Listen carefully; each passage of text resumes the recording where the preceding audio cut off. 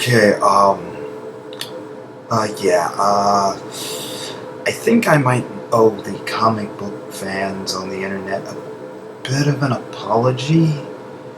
See, recently I've been seeing sort of irritation, as it were. Not quite outrage, but irritation at Apocalypse's design in the upcoming X-Men Apocalypse movie, and how he doesn't look a thing like, well, the original comic book character. And, a lot of people are pointing out that, they could have tried a little harder to make him look like the actual character, especially since, the development team of Marvel Studios, who's been bringing us the Marvel Cinematic Universe, have been nailing at least the character designs 9 times out of 10. And I was going to bring up the argument of, oh, maybe X-Men Days of Future Past didn't make that much money, since from what I understand, a lot of people didn't like that movie. Well, its budget was $200 million. Its box office gross was $748.1 million. So it made its money back and then some. But I could argue this, while that is indeed a lot of money, there are 2 factors that go into this. 1, we've all seen what that cosplay looks like.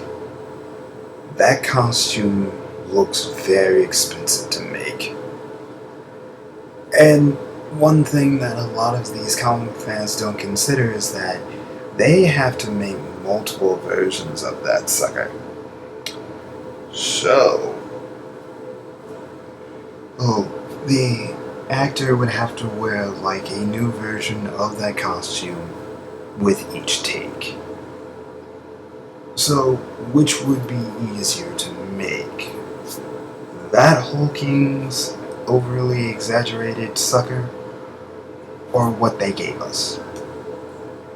If you want my honest opinion, the costume they have him wear, it looks like the easiest one to produce and the less expensive to make. Especially when they had to make multiple copies of that sucker. But...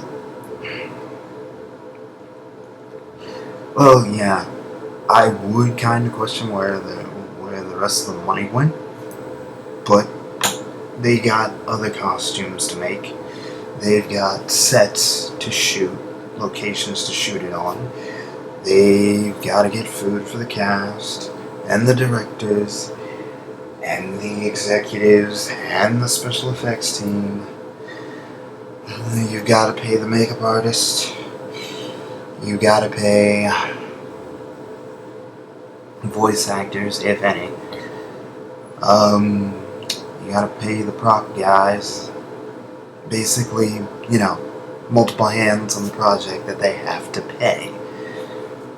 So of course they've gotta make budget cuts somewhere. Plus, honestly, this is probably the first time in a long time that I've actually seen outrage towards a aesthetic choice. Last time I remember there being any outrage, and actually I never actually saw it, but there was apparently disappointment in the fact that the Phoenix in X-Men 3 wasn't an actual Phoenix. Join the club, I was right there with everyone else.